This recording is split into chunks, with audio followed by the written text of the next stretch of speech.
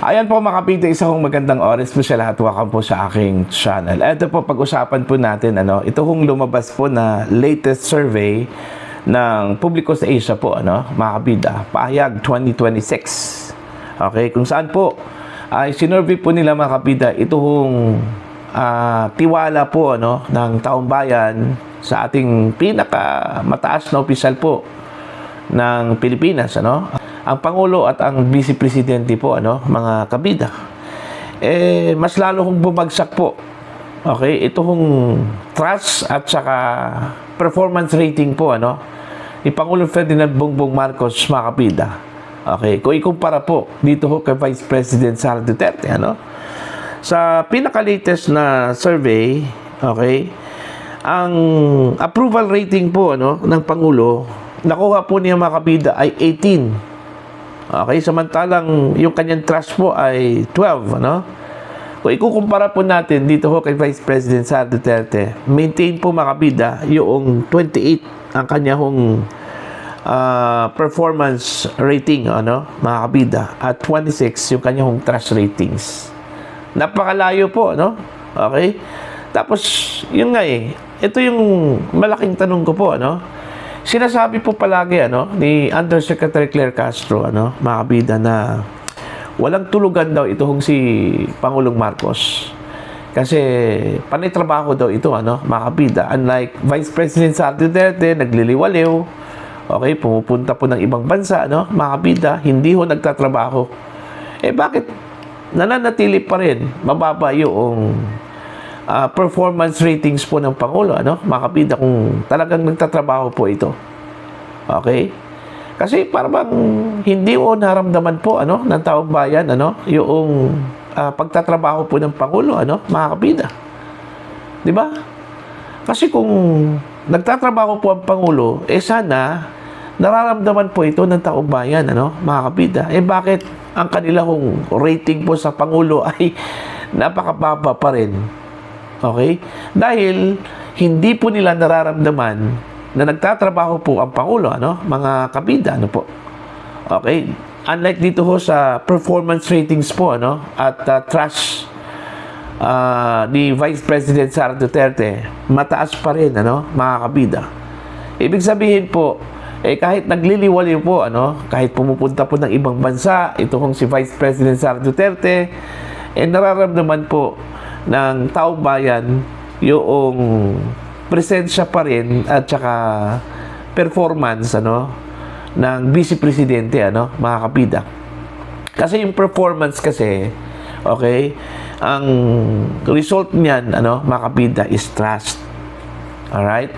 Kung nararamdaman po ng taong bayan na nagtatrabaho ka, okay, meron kang ginagawa, mga kabida, po, para sa kanila, susunod dyan yung tiwala po nila sa inyo. Ganun po yun Okay?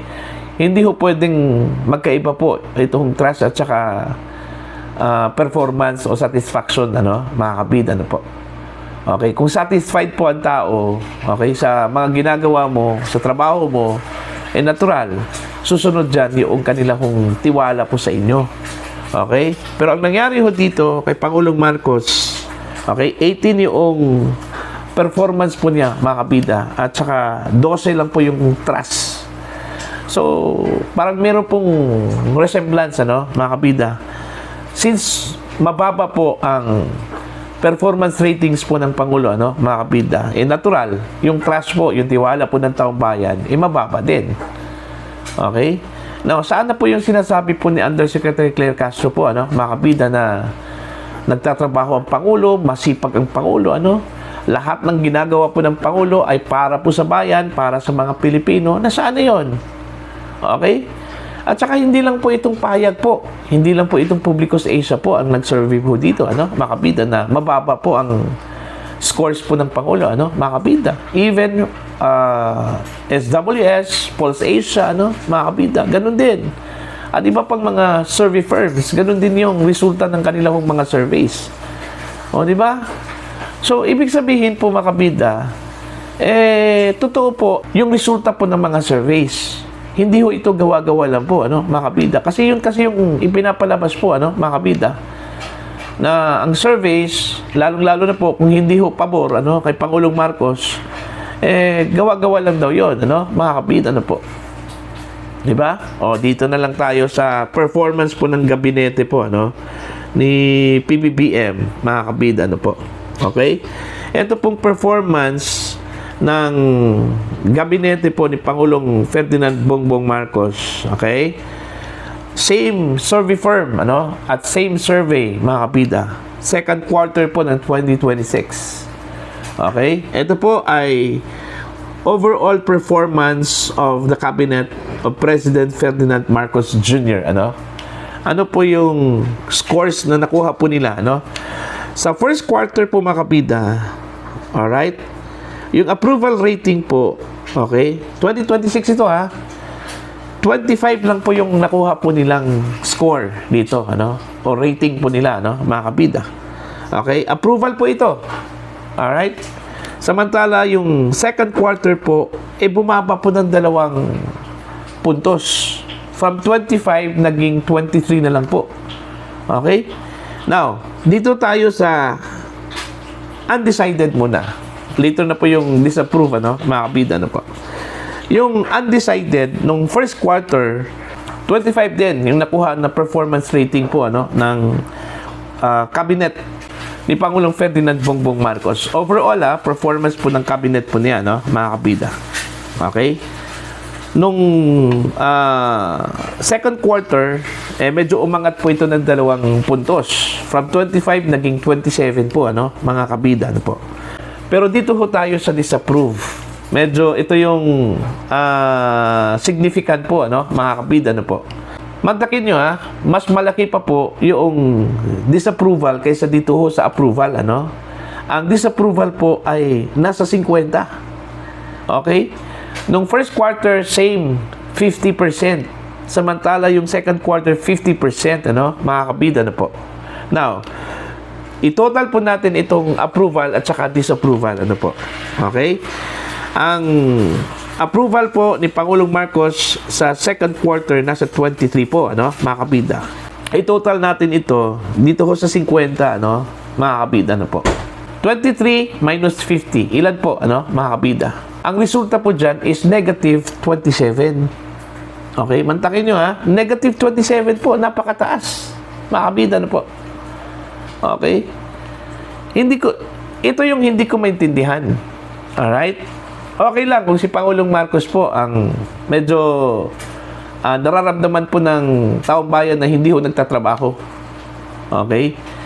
Pero yung buong gabinete po ng Marcos administration, kasi overall performance po ito mga kabida, ng buong gabinete po ng Pangulo. Negative 27 po ang resulta ng kanilang performance, mga kabida. Ibig sabihin, wala akong nararamdaman po ang taong bayan. Okay? Sa kanilang mga ginagawa po, mga kabida, po.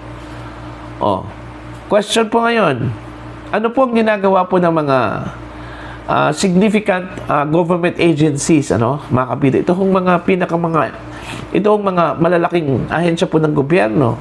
Napaka-significant po ito, para ho sa mga kababayan po natin, just like Department of Agriculture, para ho sa mga magsasaka po natin, yung mga nasa agriculture industry.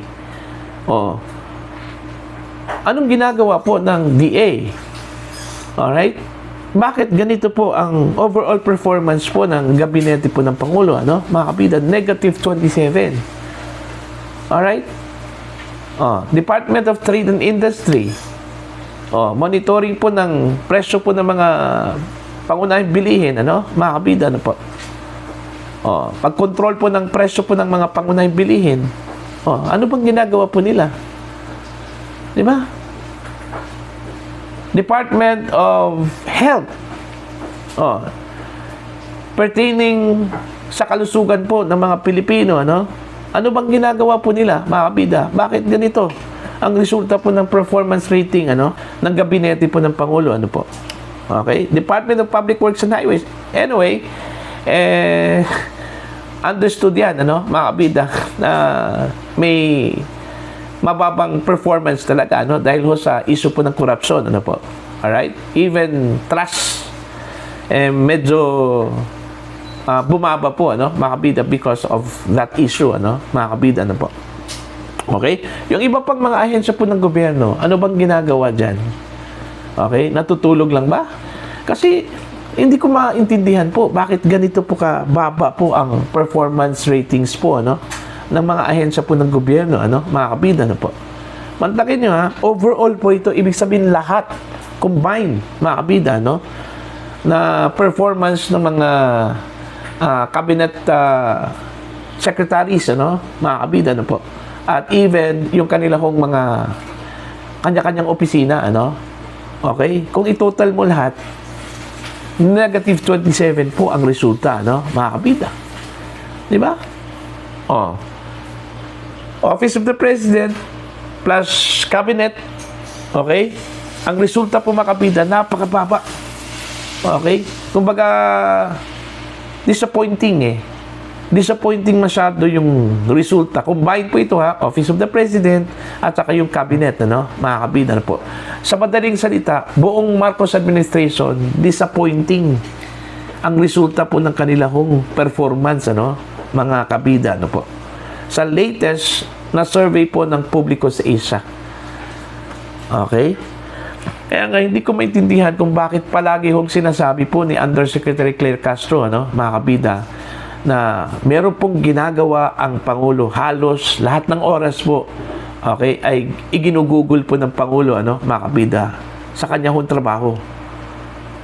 Alright? O nasaan na? Bakit ganito po ang resulta, ano? Kung talagang nagtatrabaho po ang Pangulo. Buti na lang po yung nagliliwaliw.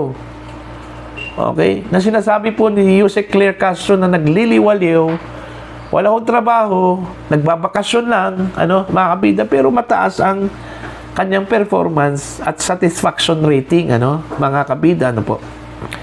Diba? So, ibig sabihin ba dito, preferable po sa atin, mga kabida, yung opisyal na nagliliwaliw lang po. Okay, pumupunta ng abroad, ano, mga kabida. Yun kasi yung aligasyon po, ano, ni Yusek Claire Castro, kay Vice President Sara Duterte, ano, mga kabida, ano po. Okay? Mas maganda pala yung opisyal na nagliliwaliw. At least mararamdaman natin, mga Pilipino, yung kanyang ginagawa, ano, mga kabida. Yun yung difference between the Office of the Vice President and the Office of the President. Kasi kahit po wala ho po, kasi kahit po wala ang Vice Presidente po, ano, mga kabida, nagtatrabaho po ang kanyang opisina. Okay? It functions like andyan ho ang kanilang patron. Meaning, ang Vice Presidente, ano, mga kabida. Kahit na nasa ibang bansa, as if, okay, ang presence po ng Vice Presidente andyan. Unlike dito ho sa Office of the President, kahit andyan po ang Pangulo, mga kabida, nauungusan po pagdating ho sa response, ano, mga kabida, sa Office of the Vice President, ano. O, tingnan na lang natin yung mga sakuna, ano. Sino po yung mas nauna po sa field? Di ba ang Office of the Vice President? Di ba? Samantala, ito hong gobyerno, ang Marcos administration, naghahanda pa. Samantala, ang Office of the Vice President andun na sa field. Namigay na po, ano, mga kabida, ng kahit ano-ano. Doon ho ang medyo difference, mga kabida. Okay? Dito ho sa dalawang pinakamatataas na opisyal po ng ating bansa, ano po. Okay? Kaya wag ho natin ikumpara. Kasi napakalayo po, ano, mga kabida, ano po. Okay? Now, para po sa inyo, ano po ang inyong opinion at pananaw dito, ano? Dito sa latest na survey po ng Publico sa Asia, Pahayag 2026. Patungkol ho ito sa performance at trust rating po, mga kabida, ano? Okay? Ng ating mga kababayan para ho sa Pangulo, Pangalawang Pangulo, at even yung buong administrasyon po, ano, ng Marcos administration po, ano, mga kabida, ano po. Please comment down. Sa mga hindi pa po subscriber po sa aking channel, please subscribe. Just click the subscribe button, click the notification bell, click all para updated po kayo, mga kabida, sa aking mga uploads. Maraming salamat po sa inyo lahat.